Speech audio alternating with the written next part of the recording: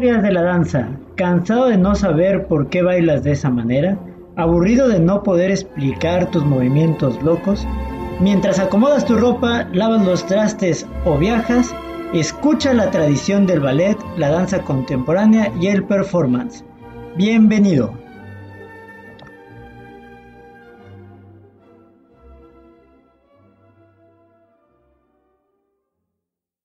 Muy buenas tardes, días, noches o la hora en la que nos estés escuchando.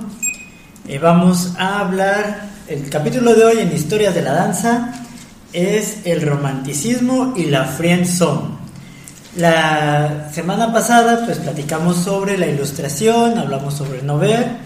Entonces en ese sentido vamos a trabajar, ahora vamos a platicar lo que es el romanticismo. Pero primero hay que hacer una retroalimentación de la vez pasada. Hablamos sobre la ilustración, nos interesaba mucho un filósofo que es muy importante, Descartes.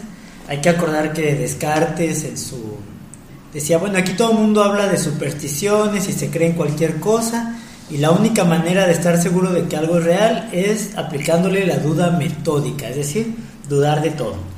Descartes pensaba que el ser humano era el cogito, es decir, el ser que piensa, y la res extensa, que no es una vaca gorda, sino que es res significa cosa, la cosa extensa, es decir, todo aquello que no piensa, las piedras, los árboles, la lluvia. Entonces, por medio del cogito, es decir, por el medio de razonar y de pensar, el ser humano podía conocer toda esta realidad. Ahora, Descartes decía que Dios existía porque el ser humano pensaba gracias a él. En general, los de la ilustración consideraban que la realidad, la lluvia, las piedras, los árboles, todo existía bajo una lógica que obviamente había sido la lógica de Dios, y por lo tanto todo estaba hecho por medio de reglas, y el ser humano por medio de su pensamiento tenía que descubrir estas reglas, que es la razón analizando las reglas universales. Y entonces empezaron para encontrar estas reglas universales, pues se creó, por ejemplo, la Academia de la Lengua, ¿no? Que trata de ubicar las reglas universales del lenguaje. En el arte, las reglas universales de la estética pues eran lo que conocieron como la divina proporción, que todo estuviera cuadradito, simétrico, perfectamente medido, tratar de imitar la realidad lo más, imitar lo bello de la realidad, no cualquier cosa, ¿no? Pero de la manera matemáticamente más precisa. Entonces estas academias pues generaban técnicas también, y de ahí viene la Academia Real de Ballet de Luis XIV. Después vimos que ya después de que Luis XIV andaba viejito, andaba por morirse, pues nació Nover, estudió y generó sus cartas. Y en sus cartas él habla sobre cuestiones estéticas que ya van saliendo un poquito de esta divina proporción. Nover decíamos que era un rebelde porque, por un lado, quería ser considerado un intelectual, un ilustrado como todos los demás, pero por otra parte le decía, no todo tiene que ser igual y preciso y perfecto, sino que cada cosa debe tener su propia personalidad. Yo me acuerdo que en algún ejemplo él decía, si un león caza a un venado, no todos salen corriendo al mismo tiempo, sino que cada uno reacciona diferente, cada venado. Entonces de aquí empieza, ya vemos como características de un subjetivismo. Ya estaban un poquito hartos de esta divina proporción, de que todo fuera preciso y reglamentado. Y empezaron a decir, bueno, no solamente la razón de un ser humano, sino también su subjetividad. Si con Luis XIV el ballet era para difundir su imagen como gobernante, como soberano, para someter a la corte y demostrar que, por ejemplo, todos los de la corte bailaban alrededor de él como si fueran planetas y él el sol, ya con Nover el ballet respondía al gusto estético del mecenas, o sea, alguien que podía pagar por el arte, ¿no? Que en este caso es el burgués. El burgués era alguien del pueblo llano, pero que era capaz de comercializar y cada vez tenía más poder adquisitivo. Conforme va avanzando los años, esta burguesía pues empieza a adquirir poder, y al poder comprar y adquirir arte a gran costo, pues lo único que están demostrando es que tienen el poder adquisitivo, ¿no?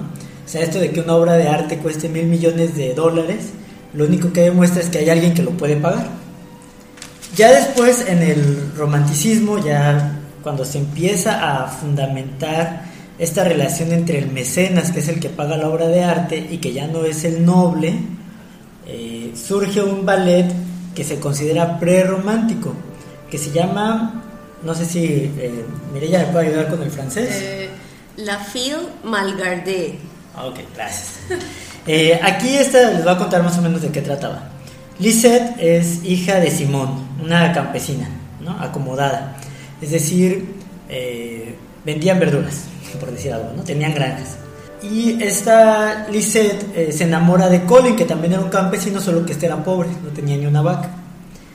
Entonces, de pronto, pero la madre de Simón pues se opone, ¿no? No le gusta que ande con el campesino pobre.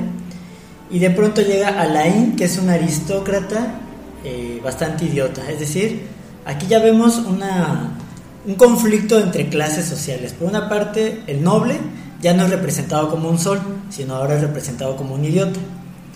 Y los valores que más importan pues son los del pueblo llano, que es decir, los campesinos. Bueno, al final lo que sucede es que Lisette se termina casando con Colin, porque triunfa el amor, ¿no? Y Alain pues simplemente queda mal parado como un aristócrata de pocas luces. Bien, esto sería como lo que podría comentar sobre el prerromántico. Muchas gracias, Javier, por invitarme a platicar ahora sobre los ballets románticos y la historia del romanticismo. No sé si quieres comenzar tú con la introducción sobre el romanticismo, o ya vamos directo a hablar sobre el surgimiento pues de los nuevos ballets románticos. Bueno, sería simplemente comentar las características del romanticismo antes de empezar a hablar sobre los ballets. Hay varios temas que trabajan, ¿no? Que se van gestando. El primero es el subjetivismo, donde toda la realidad es percibida desde la perspectiva del sujeto. Acuérdense que con Descartes es el objetivo.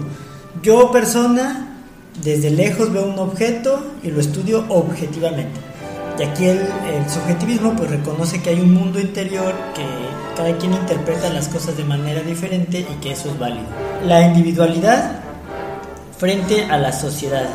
Y aquí hay varios tipos de individualidad. Por una parte vanagloriaban a los ermitaños, o sea, la gente que se salía de las ciudades porque estaba harta del cochinero que había y mejor preferían irse a vivir a los bosques, ¿no? Entonces había un idealización sobre la naturaleza. Un maestro de literatura me decía: la única naturaleza hermosa que no te devora, que no intenta destruirte, es la naturaleza de los cuadros románticos, ¿no? Otro ser individual que se vanagloria son a los piratas, a los indios, al aborigen. Aquí es donde nace la idea de que el ser humano es bueno por naturaleza. El otro tema son los nacionalismos. Afortunadamente los nacionalismos fue lo que generó una oposición a las invasiones de Bonaparte. Está la evasión, es decir, si la realidad es objetiva y aprecian el individualismo, hay una evasión del mundo. Les gusta vivir en la fantasía, pues, ¿no? Su mayor logro es la libertad. Creen que vale la pena luchar y morir por ella. Empiezan a tener sentimientos de desengaño y de angustia. Y los ambientes que les gustan son los lugares tenebrosos o lugares que generan cierta tentación, como la oscuridad, el bosque mágico, los cementerios. Identificarse con la naturaleza y el lenguaje, que es muy figurado, ¿no? O sea, utilizan metáforas para echar para arriba. Esas serían como las características básicas en cuanto a temas pues del romanticismo. Las características del romanticismo pues son esas en cuanto a temas, y vamos a verlo cómo se representan y se reflejan en los ballets románticos. Así, a través de esas nuevas pues formas de ver el mundo, ¿sí? De una realidad un poco más alterna, un poco más fantasiosa, temas de lo irreal, de lo que no es de la tierra, ¿no? De aquí, de lo que uno está acostumbrado. Entonces, en la danza empieza a surgir también un nuevo desarrollo en cuanto al espectáculo, ¿no? Entonces, dentro de las óperas que se realizaban en París, surgía un nuevo público al cual le interesaba ver el ballet dentro de la ópera. Entonces se empezaban a crear una serie de pequeños libretos para poder desarrollar pues la expresión a través de un cuento, ¿sí? O te están tratando de contar alguna historia, no necesariamente pues los movimientos acrobáticos o virtuosos pues que se realizan en la danza. En este espacio surge la primer obra del ballet romántico, el cual se le llama la Sílfide. Sí. ¿Sí? De ahí de las sílfides, solo como para agregar, surge de lo que se conoce como la escuela danesa, cuyas características primordiales son que hay grandes saltos, grandes baterías, y que no se diferencia mucho la técnica de los hombres y de las mujeres, ¿no? O bajo esta técnica, su mayor representante son las sílfides, que Mireya nos va a hacer el favor de comentarnos. La obra de la Sílfide se estrena en 1832 con la coreografía de Filippo Taglioni. Sí, tengo entendido que él era el padre de Maria Taglioni. Sí, él fue el que hizo esta coreografía para ella, ¿no? El argumento fue escrito por Adolf Nurit.